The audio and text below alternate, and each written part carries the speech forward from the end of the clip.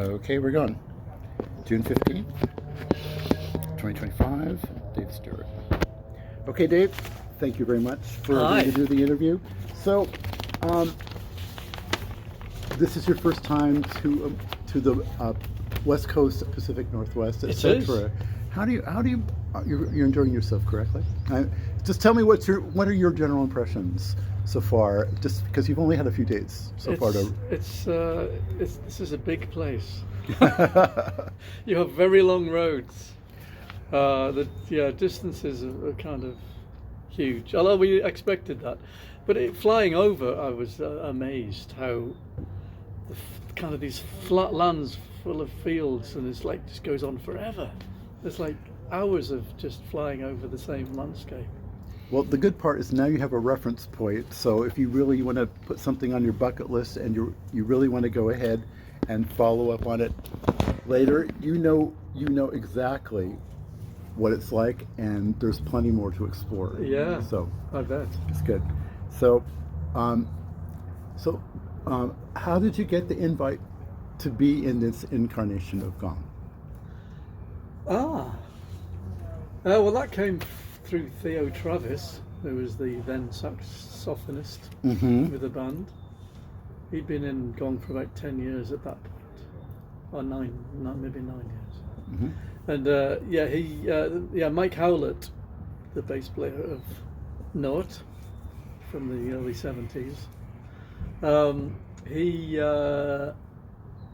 he'd got a teaching position in Brisbane in Australia. Oh, wow. So I was not aware of that. So he decided to follow that, and was leaving the band because of that. So this was just after the album 2032 had been recorded. Okay. And there was a tour organised to promote that, and that was the year he was transitioning from the UK to Australia.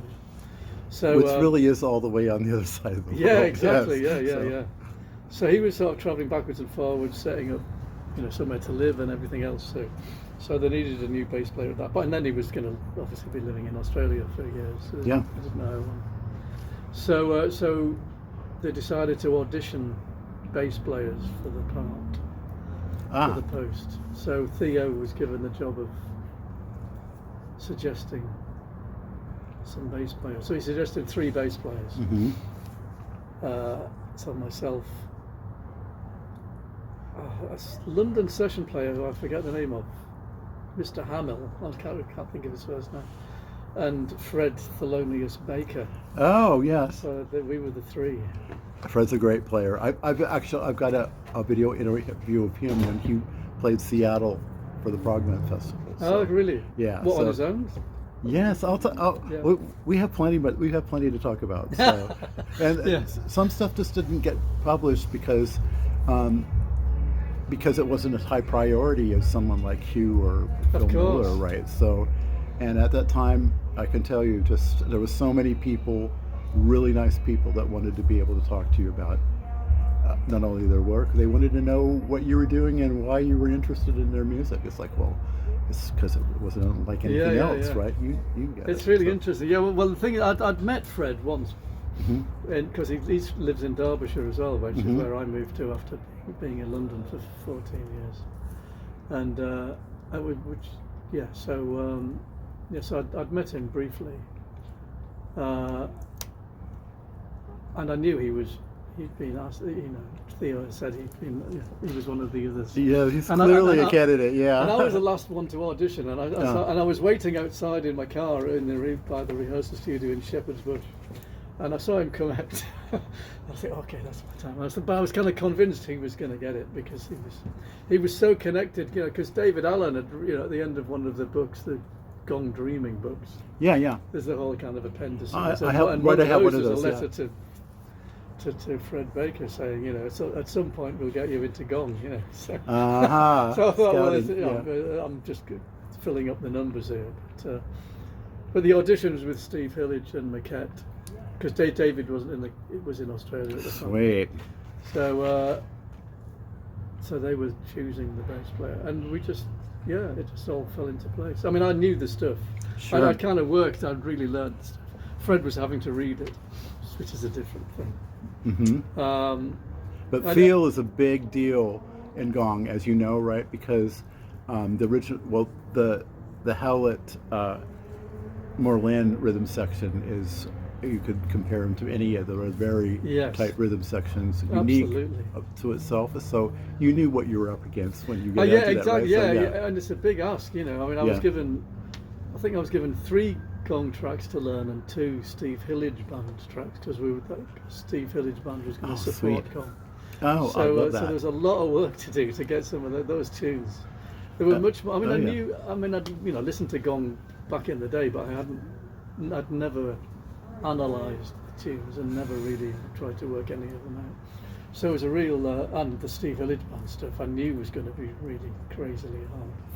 Fun. So it was quite a challenge, but it all worked out. And, excellent. And so then you went on the tour, and then what was the first Gong record in the new incarnation that you got a chance to collaborate? Well, the first album I did was turned out to be David Allen's last, so that was I See You. Yeah. So which is most of the current lineup is on that, apart from Cheb the drummer, because we had Orlando, David's son, on drums. So when he went in to, I'll just say, examine the source material to figure out what you had to work with, was there enough? How much of the Gong essence was available for you to be able to go ahead and finish versus interpret what needed to happen to complete? Well, I probably could have phrased that album. Well, the thing is with Gong, I mean, I was surprised when I joined Gong in that, because I was expecting to kind of be Mike Howlett, you know, because he was so integral to the sound. So I did the audition on a Fender bass, fretted bass. And I brought along my fretless with me, my Vigia fretless, just to show what I could do on that and how it could sound.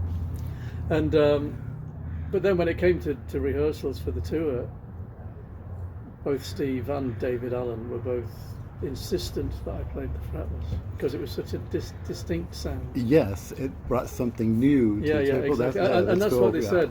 They said, you know, any musician joining Gong, it's what they can bring to it. We want something new. We don't want because this is the next generation of the band, right? So that's why we've ended up, because on ICU, that album that we recorded, David Allen just asked us, you know, well, what have you got? You know, what tracks? What have you got? Any ideas? So we all provided musical ideas for that album, and then David then wrote vocals over the top, predominantly for those tracks. I can't remember which ones now, but some came from David completely. But all of it, to a certain extent, were all co-writes. Conceptually, that makes sense. So. And unusually, well, since then, I mean, because the current lineup we all write together, but we share the royalties equally. So it's just a group composition. Whereas on that album, David was insistent that it gets credited to who wrote the tracks and who wrote the song, the lyrics and stuff. So that's how that is written out on that album. And so I'm just gonna maybe it's a step backwards, but tell me about your bass guitar and how you came to be able to establish your relationship with this instrument. I think that's the best way to describe it. That's an interesting way of putting it. Because it's a different sound. It's not like a Fender Jazz bass. It's not like a Zahn, like Michael Mannering plays, or some of the other fretlesses that are out there. It still has a different sound, and obviously it appealed to you to a certain degree. Well, I've always wanted to have a sound that's different to what other people do, even when I was playing on fretted bass more in my younger years. Well, when I moved to London, I'd recently been playing from Middlesbrough, not in the northeast of England where I was brought up. I was playing fretted and fretless there. And then when I got to London, I ended up getting into doing session work. And it was pretty clear. I had 2 aria basses, and they just weren't good enough. So then I had to look around all the England, the London music shops, and I really liked the Vigier basses. They were just being promoted at that point. This small French company, and I was doing some session work at Britannia Row Studios, which is Pink Floyd studio. Sweet. And the distributor came down with this fretless bass that I'm sure he said to me that Nick Beggs has had this for 6 weeks, and he doesn't really. It's not his thing. It's not for him. Although since then now I've spoken to Nick Beggs about it, and he has no known recollection of that whatsoever. But that's not to say it's not true. Sure. Anyway, so I played on it. It's just like I couldn't believe it. It just felt immediately what I needed. And it's the greatest bass ever. So I got that in 1985, I think. Wow. Okay. 86 maybe. So it's like how many years ago is that? That's 39, 40 years. Oh boy. I'm sure it's like 40 years. Wow. It's cool. just crazy. So it still feels fresh to me. I still love it. So yeah, so that's how that bass came into my possession. And then as you started to work that with learning the old Gong catalog and then playing the new material on the next tour, so you could tell that the chemistry of this band was coming together. I mean, Corvus is very clearly kind of the guiding light of the band, personality, maybe frontman wise, but yes. I'd be more interested in having you tell me how you feel that works for you, because the chemistry is really good and your drummer's kicking some serious ass, man. It's just terrific. Oh, it's a really surprisingly good band. I've never been in a band quite as good as this, really.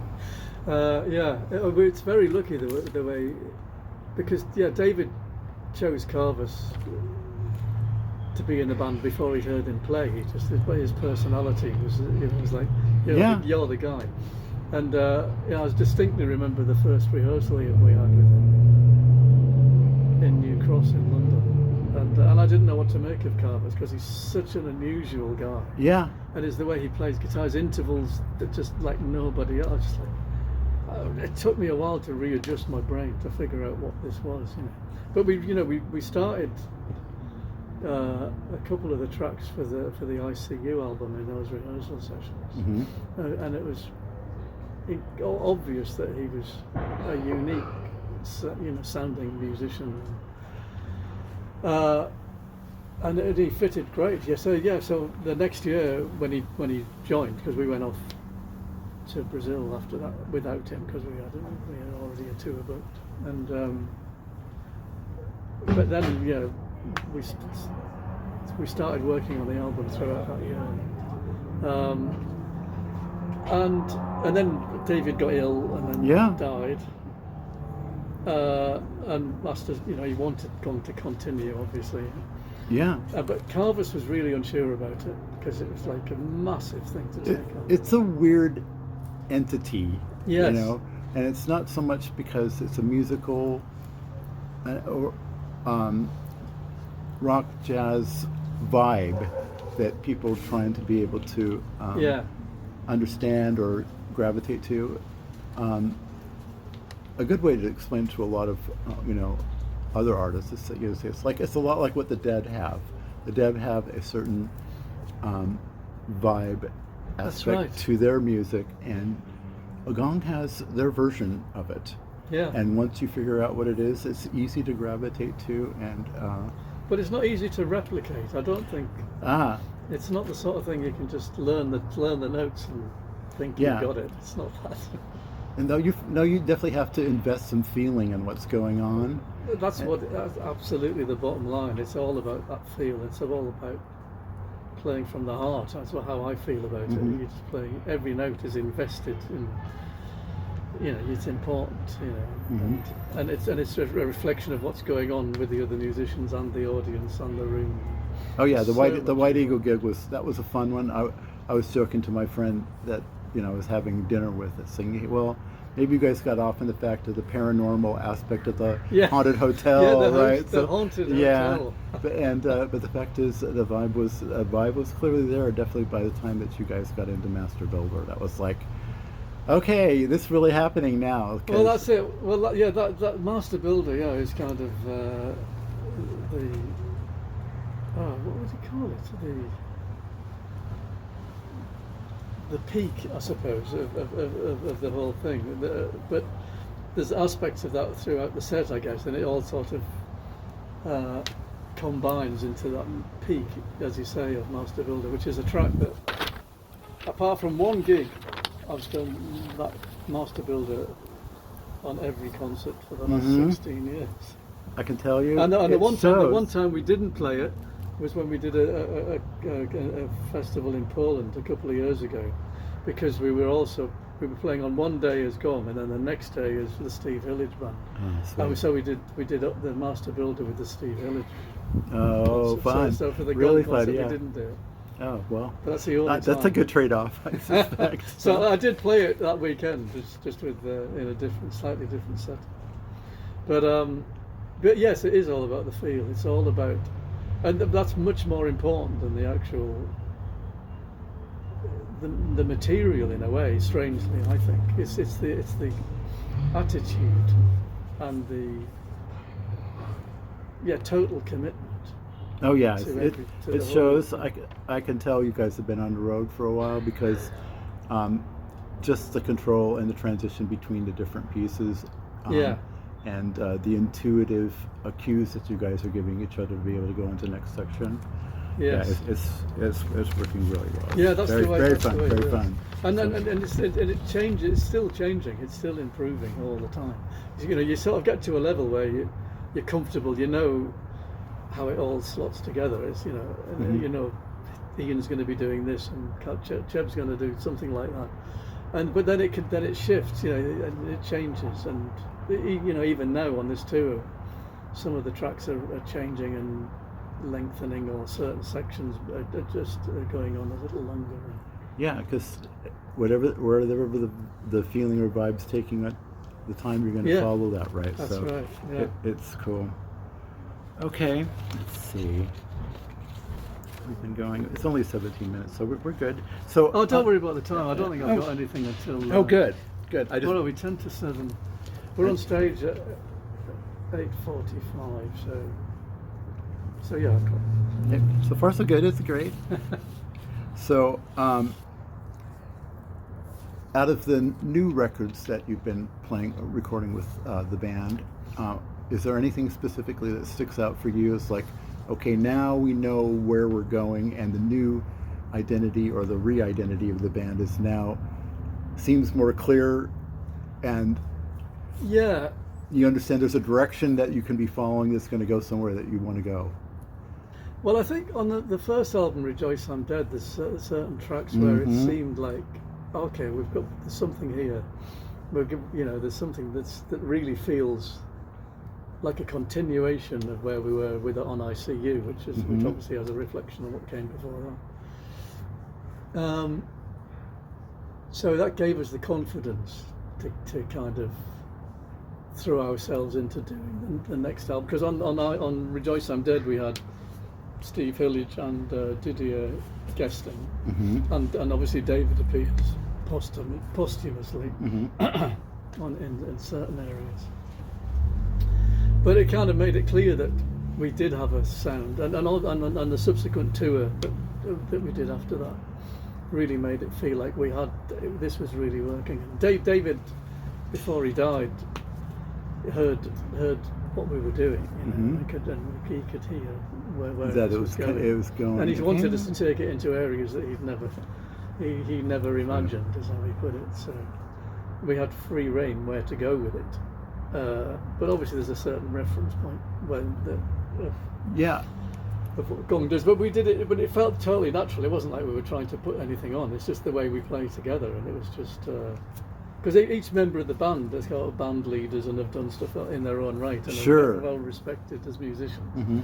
So it was surprising that psychologically, if that's the right way of thinking about it, we fit together as a 5-piece as well. You know, obviously Carvis is the peacock. He's there with his tail. The navigator. Yeah. See, so and honestly, you know, it's just from my initial impression last night, it was like, okay, he knows what his role is. He knows how to be able to whip up a little bit of an intensity and get some crowd participation. But the fact is, keep that in balance with what you guys have going on. And yeah, he's never done timing that is before. good. He's never been in that position. I mean, he had his own band, but yeah, he didn't take on the role quite so much of the kind of rock star kind of. He's feeling it. There's no doubt about it, and it's it's totally natural. And it shows.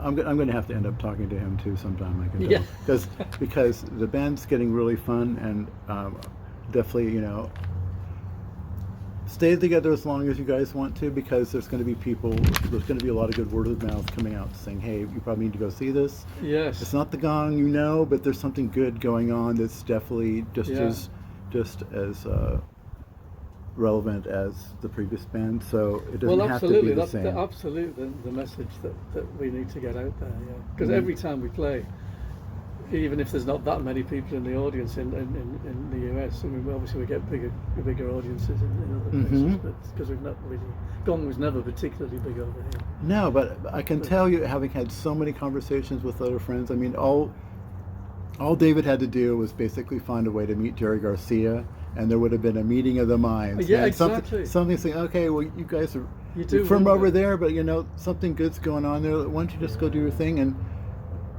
it would happen. So yes. I think, seriously. Although David seemed to steer his whole career away from major success, you know, it was almost like it was a deliberate act, because he didn't like to fit in. Well, he was so fiercely independent, right? I mean, and that was key to who he was. I mean, just the material and the way he decided to be able to express himself in so many different ways, and stay true to yourself. Yeah. What a freaking challenge, right? Oh, you know, even as a strong collaborator and composer on your own, just trying to be able to stay true to your original vision can be a challenge, because there's so many compromises that you have to make to try to make something happen. You do, right? Oh, that's very true. Yeah. I had to change the way I played really when I joined Gong. I had to discover what my what I do was going to work with what was around. The train's gonna. Yes. It's gonna make a noise now. I decided to kick in. So far everything's going well. So it's an interesting sound. That's all right. I might record this. I recorded it last night actually. It wasn't this. You had a different tone. Oh yeah, background sound. It was more like a classic American railroad sound yesterday. If we do an edit, we may stop there and then just continue on with the audio, just to let you know. So you've got an air conditioner started. I've got 23 minutes now, so I'm going to switch topics real quick over to talk a little bit about Cypher. Yeah. And I'll put together a set of questions for Jade Warrior, separate than this. Okay. So that way we can have some time to do a little bit, it's not so much a deeper dive, but just basically just pick your brain about what you feel comfortable talking about, because we don't get to talk to anyone from that camp consistently, but my editor for Expose is a huge fan as much as me, and we were tickled to death when Now we got the promos for Now it came out. It's like, oh my god, it's really going to be kickstarting right now. It's like, and it's going to be a live video and some other things happening, and then nothing. So, and but that's kind of, you know, par for the course, honestly, with a lot of the history of the band. Yes. But so tell me how you got involved with Jade Warrior, because you played on 3 of the studio records on the Red Hot label. Like, I did. Yes. Breathing the Storm and Distant Echoes. Yes. Yeah, and honestly, you know, unfortunately, a lot of people describe that incarnation of the band as being very new agey, but sometimes it's more like just the different choices in some of the instrumentation that was different than the older stuff. And I've heard some griping before about Tony Dohig's not around, so how can you? It's kind of like half the band, so it feels like half the band's there, but it's not really it's also a similar type situation where the band wants to create a new identity based on the old one and leverage on some of the same things as before. Because how did you meet John Field? Strangely, it was through a session. I was at that time. Well, I'd been living in London for a while, and I decided to learn more about what I was actually doing. So I went to university, which is just north of London. So I was still living in London, travelling to the university to get a degree. I was about 27 then. And there was another guy who was the trombone player who wanted me to play bass on some recordings, and he had found this guy who had an 8-track studio, and so he asked if I could go there and play bass on these tracks. And it turned out that 8-track studio was being run by John Field. So that was the first time I met him in his house, his studio, tiny guy. His house. It's just like, so I did the session for that. And I thought John seemed like an interesting guy. And I knew of Jade Warrior, but I'd never heard Jade Warrior. I knew. Of course, it's a pretty rare thing until you encounter it, and then it's like. Yeah. But then when I think I'd seen the name in Melody Maker or something. Sure. So it was like I'd seen the name, but I didn't know much about it. So I was intrigued. And then he asked me if I'd be interested in playing on some of his recordings. Yeah. So then I went back and then got to get to know him, and it was amazing. There's so many connections and so many things that when I was living up in the northeast of England, the sort of things that really inspired me and really wanted me to play were things like Tubular Bells and a lot of the stuff that was recorded at the Manor Studios. Sure.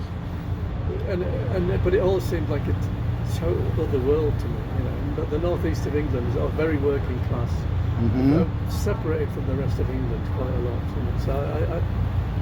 So and then to find that I was here with this guy who he plays on Tubular Bells. He plays flute on Tubular Bells. And noses all the way around the manor, in and out, no problem, right? So. Yeah. It was incredible. And then through him, I met Tom Newman. Sweet. He would come around quite often, and there's so many. I was just like, this is. I was really, really excited by it. And John really loved my playing. He loved the fretless playing. And that our first album that we did, me and John and Colin Henson, the guitarist, which was a friend of John's wife. Great player. I mean, I didn't. Only recently I've been listening to those albums again, and I've been really surprised. An audio upgrade, any kind of remastering, super deluxe edition, it would be strongly encouraged. Yes, because it's not because those sound bad; it's just they're of its time. Yeah, so absolutely. From an engineering standpoint that there's definitely some tools that are around that could be. They were recorded on a very basic level because he had a 8-track Revox, reel-to-reel tape recorder. Yeah. And that was being synced to an Atari computer, so there's like 7 tracks of audio.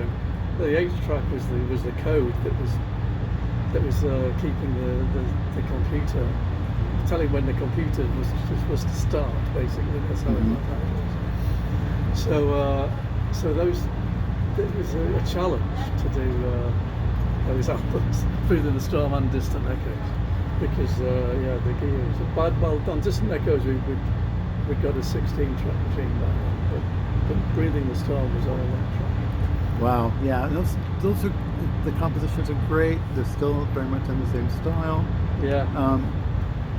Not as heavy purposely, which is still fine. So I really can't complain. But deliberately it's so, because John's initial intention for those recordings that he was wanting to do was for it to be a new age album. Because he saw that as a way of just making some money, because he wasn't particularly well off at the time, and that new age music was like really big. Sure. So that was the intention, but the label that he was the Red Hot they wouldn't accept it because it was a weird label anyway. Yes, they had David Cross and some, from King Crimson and some other people on that label, a lot heavier. I think. Yeah, but no, but the label we wanted it to be released on, they wouldn't accept it. Okay. So then we did it with Red Hot with Brian Leaf was the guy around. Yeah, and he had David Cross as well at that time. Yeah, okay. Which was the first time I met David. He came to the flat in East Finchley in London, John's flat, to record his violin on the next album. Yes. Which is really amazing. What a nice connection, yes. Now I know David Cross really well because we keep bumping into him. Sweet. Oh, that's a great idea for collaboration right now. Really lovely. David's really keen for me and him to work together. And he's done Fabio as well. So. Oh, that's just a matter of when then maybe. So cool. That would be nice. Great. So, what else? Anything else you'd like to tell us about just those sessions for completing those albums? Yeah. Well, I was just thinking of when I mentioned Tom Newman. I know that Breathing the Storm, we finished recording it and it needed, mixing. I did some rough mixes, and then I came to visit my brother with my mother, who lives in Detroit. So over that Christmas we were in America, and so Tom Newman and John mixed the album. And when I came back home, I listened to it. It's not right. So I remixed it at that point. I think there's maybe one track that was left that Tom's mixed. But it seemed really presumptuous of me, I thought, to be remixing Tom Newman's work. Well, if it's not right. Well, indeed, yeah. Well, you may not have a reason, right? So I was totally invested in it. And I had all the crossfades worked out in my head. I knew how it was going to work. And Tom didn't, obviously, so he did it a different way. Okay. So I redid it all. And I think, for me, it's one of... That was the album, for me, where I found my sound on the bass. Okay. I had the freedom to do what I'd always wanted to do up to that point. And it was... I really, really enjoyed it. I think listening back to it, the bass is possibly too loud. But maybe I was too excited about it. I just say it's more noticeable in the track, and because it's like, okay, this is cool, and I think it fits just terrifically. If I did it now, it would be a little more subtle. Cool. But so then Distant Echoes was done after, and then there was a big gap before we did. Before the Now. So was that all of a sudden some funding came together, or what was the impetus for Now to kind of get together? Well, after we did Distant Echoes, I think John sort of lost interest. Really, he's a really good artist as well. He got into doing that and doing other things. And then he was doing illustrations for airplane magazines, old airplanes. He's such an incredibly talented guy. So he was doing that. And then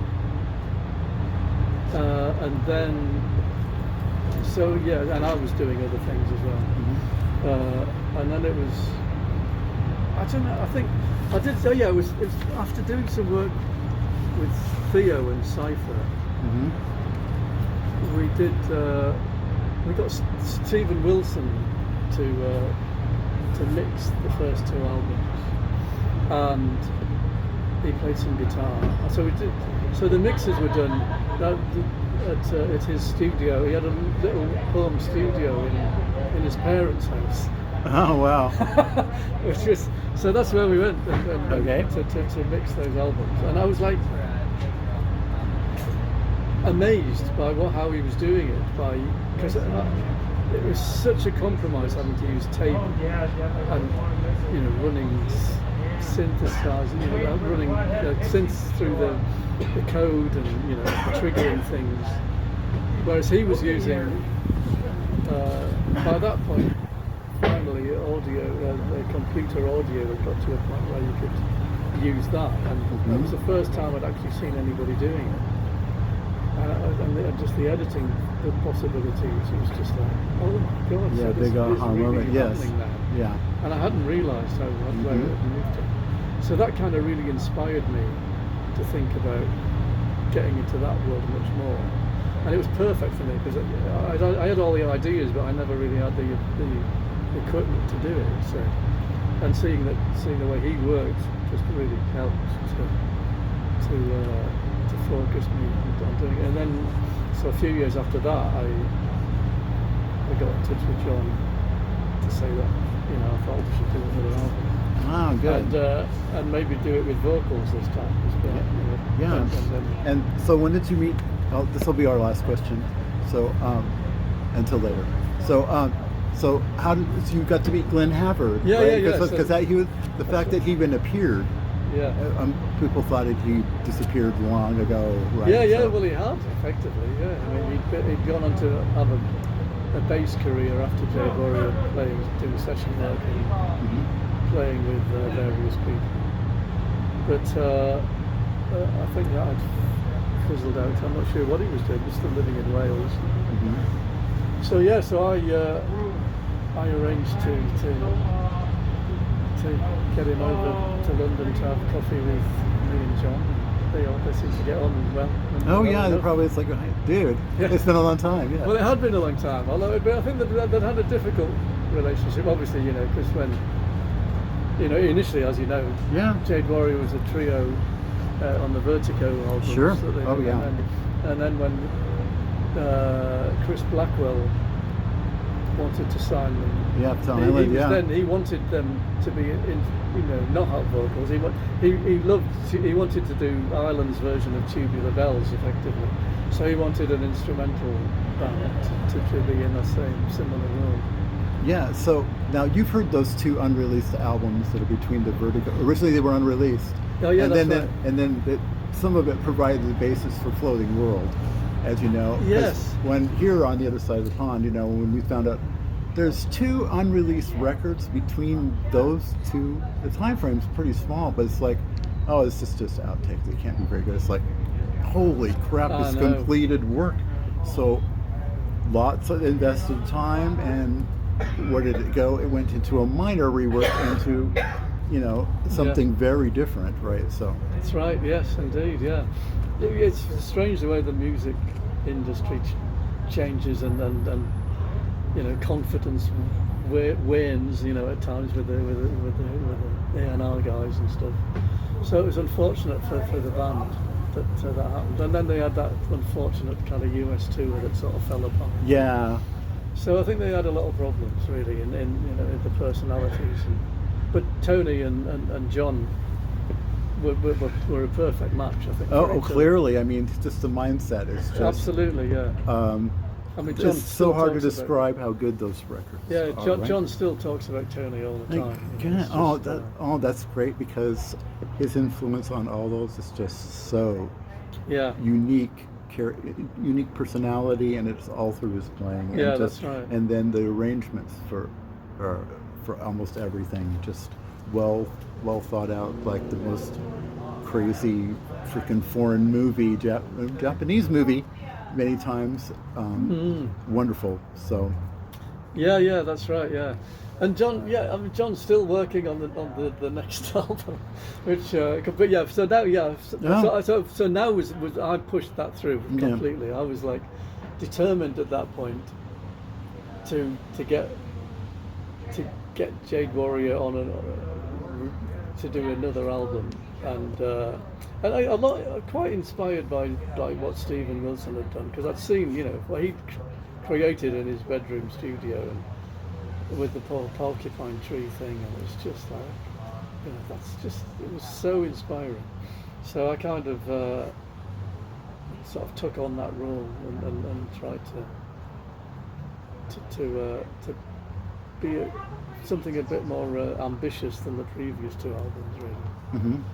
Which was great, and I think I was really pleased with it at the time. And again, I learnt a hell of a lot from it. It's still a good record and very comparable to anything in the catalog. And then we did one concert, which John dragged into screaming, because he's not comfortable on stage.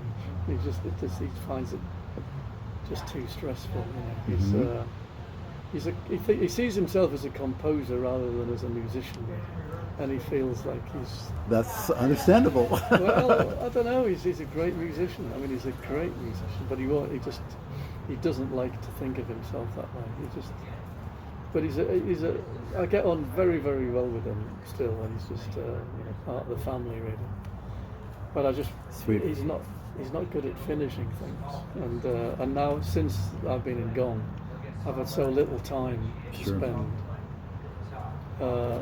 and also financially, it doesn't.